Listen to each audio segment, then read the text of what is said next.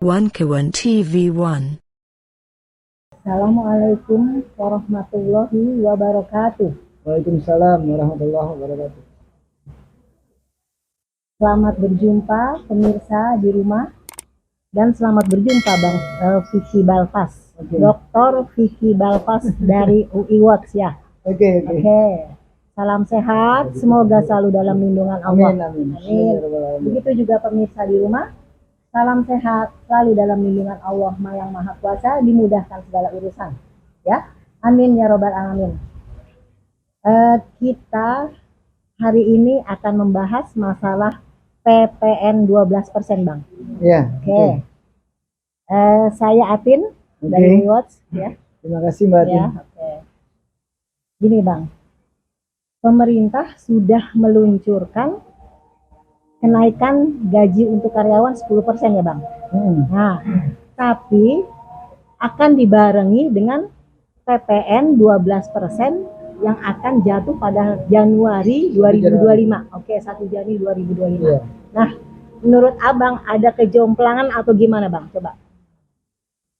Abang kan ahli ekonom ya? Ya. Oke, terima kasih Mbak Atin. Ya.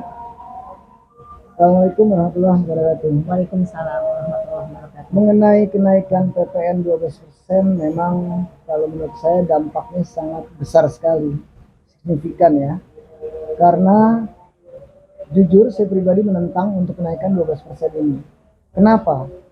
Karena kita melihat dengan pertumbuhan ekonomi yang masih gejolak di bawah 5, walaupun dikatakan ada 5,5%, ternyata kita hitung dari 4,5 sampai 4,9%. Ya. Dan juga didukung juga dengan kenaikan dolar terhadap rupiah, rupiahnya masih melemah. Saya melihat ini tidak bisa dinaikkan cepat-cepat. Ya, boleh aja dinaikin, tapi benahi dulu. Masih banyak lain. Ditata ya, Bang, ya, ditata iya, semuanya ya. Banyak sekali. Contohnya data-data pengangguran di Indonesia ini, kalau kita naikkan PPN makin bengkak. Ya kan, dari 25 juta orang yang pengangguran di Indonesia ini, kalau dia naikkan, otomatis dia nggak bisa belanja. Ibu-ibu di rumah, Mbak Atin juga sebagai ibu rumah tangga. Ngejerit pasti nah, saya. Pasti. Saya juga di rumah seperti itu. Semua teriak mahal. Ya kan? Dinaikin gajinya 10%, tetapi PPN-nya naik, semua naik. Kita bicara retail. Semua pedagang-pedagang retail kalau ke pasar itu teriak pasti. Karena ongkosnya naik, semuanya naik, dampak itu kemana-mana. Solusinya adalah kenapa tidak ditangkapin itu semua koruptor-koruptor di Indonesia ini. Bahkan ada beberapa menteri yang tersandra, ada 6 menteri yang dipakai di kabinet merah putihnya Presiden Jokowi ini, itu juga kan jelas itu koruptor, kesandung semua. Dan belum yang lain-lain. Itu ditangkapin semua, diberesin, ditangkap, dimiskinkan 7 turunan. Asetnya diambil, dibekukan semuanya untuk bayar utang. Jadi tidak perlu, belum lagi dari SDM-nya sendiri. Ya, belum lagi dari tambang. Banyak sekali di situ. Dari kita nih kaya, negara kita ini. Kaya sekali. Apapun dicongkel itu jadi duit. Di tanah Indonesia ini. Ada lagunya Kus Plus ya, Bang? Iya, kalau susu ya. Iya. Saat itu Kus Plus menciptakan lagu itu. Nah, jadi saya melihat dari tambang aja, Freeport, lalu batu bara di Kalimantan dan tambang-tambang emas di mana-mana. Lalu kalau ini dibenahi semua, SDM-nya, koruptor ditangkap, dibuat satu undang-undang, Pak Prabowo sebagai presiden yang terpilih, saya yakin Pak Prabowo pasti bisa lakukan ini. Ya, kalau dia bisa lakukan ini, dia bertindak keras, tangkap, tidak perlu naikin. Kemarin saya baca Pak Prabowo itu akan menurunkan, tidak perlu itu 12%, 5% juga bisa. Bahasa seperti itu. Ya, kita lihat, asal jangan oman-oman aja. Iya, betul. Ya kan? Ini kita lihat gitu. Janjinya benar gak? Seperti beliau janji di pembukaan waktu sidang pertama habis pelantikan, dia mengatakan saya akan menguatkan pertumbuhan ekonomi kita sampai 8%. Wah, saya senang sekali dengarnya. Tapi apakah sanggup? SBY saat itu 10 tahun 2 periode memimpin Republik Indonesia ini sebagai presiden, itu 7%. 7% itu dolar di perdagangan terhadap rupiah pada saat itu paling maksimalnya 11.200. Setelah itu dilakukan intervensi 9.000, 10.000. Nah, apakah bisa? Saya cuma berharap Pak Prabowo bisa melakukan itu. Amin. Semua ditarik dibenahi, jadi nggak perlu lagi tuh ada PPN-PPN-an. Bongkar semua, hapuskan itu. Bisa itu, negara kita kaya, aset kita banyak. Betul. Apalagi kalau korupsi 8.000, 11.000 bisa terbayar itu. Betul, amin. Gitu. Ya apalagi korupsi ditangkap-tangkapin ya Bang ya. Koruptor. Uang negara dikembalikan ya. Iya. Wah, kayak Indonesia ini. Koruptor itu tangkepin semua, dimiskinkan, asetnya diambil semua. Iya, harusnya Saya yakin seperti itu bisa. Ya kan? Jadi nggak perlu khawatir, nggak perlu Harapan takut. besar kita terhadap Prabowo ya Bang ya. Iya. Semua rakyat 270 juta orang ini Berharap meletakkan harapan itu di pundak Pak Prabowo. betul. Dan saya yakin Prabowo tuh sadar kok masalah ini. Iya kan?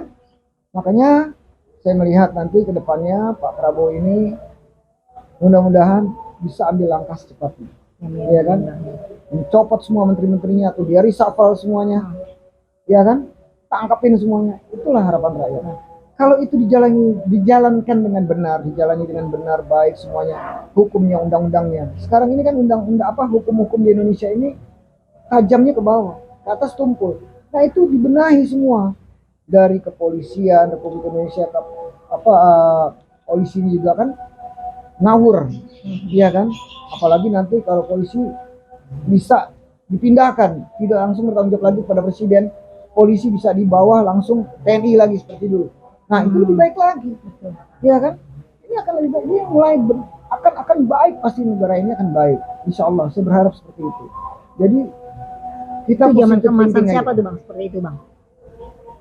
Zaman periode Pak Harto ya. Pak masa Harto itu. ya. Jadi memang Indonesia emas itu ada di Pak Harto saat itu. Saya melihat bagus karena dolar ditahan 2.000 sampai 2.500. Ya kan, saya juga satu pelaku pasar, saya melihat bagus sekali. Suku bunga sekarang kan nggak ngaco semua, Iya. semua ngaco ini, ngawur gitu.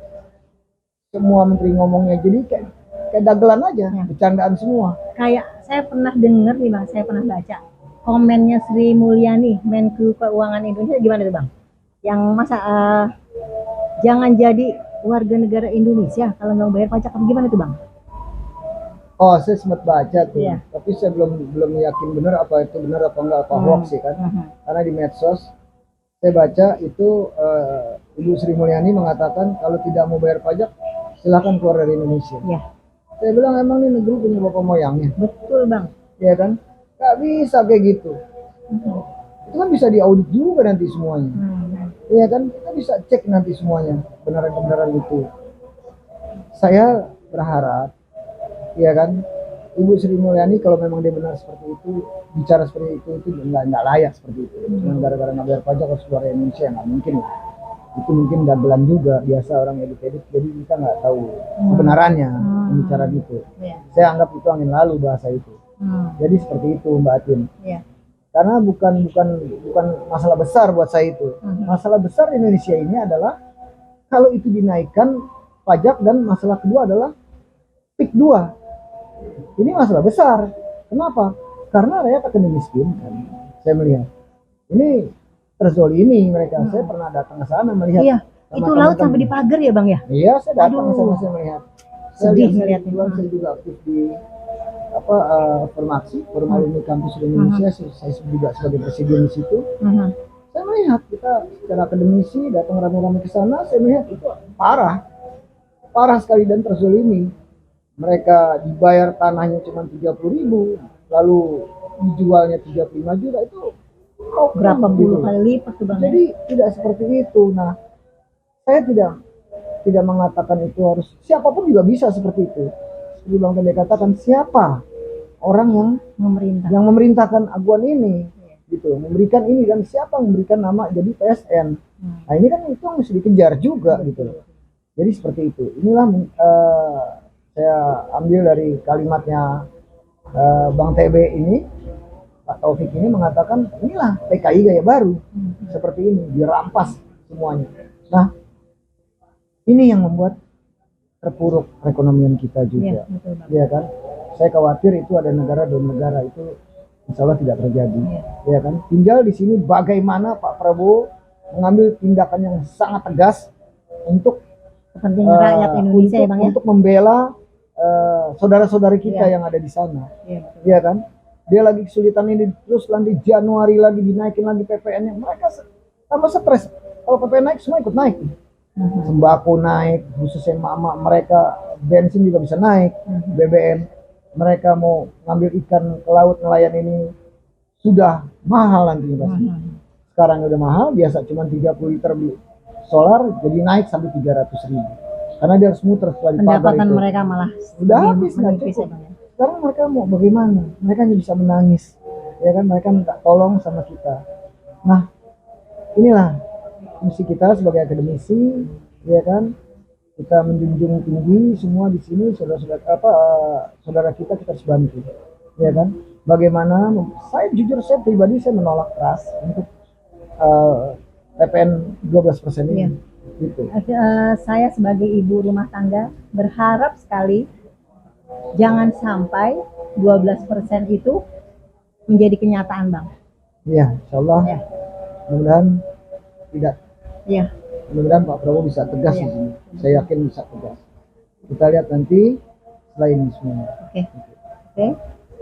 Terima kasih Abang Vicky Balpas, Dr. Vicky Balpas.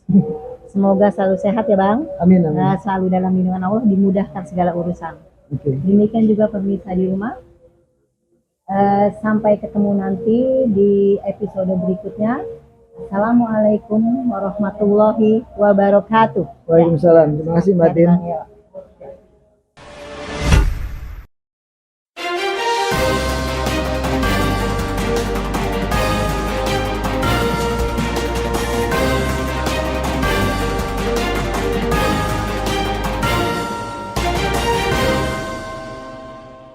One Kawan TV 1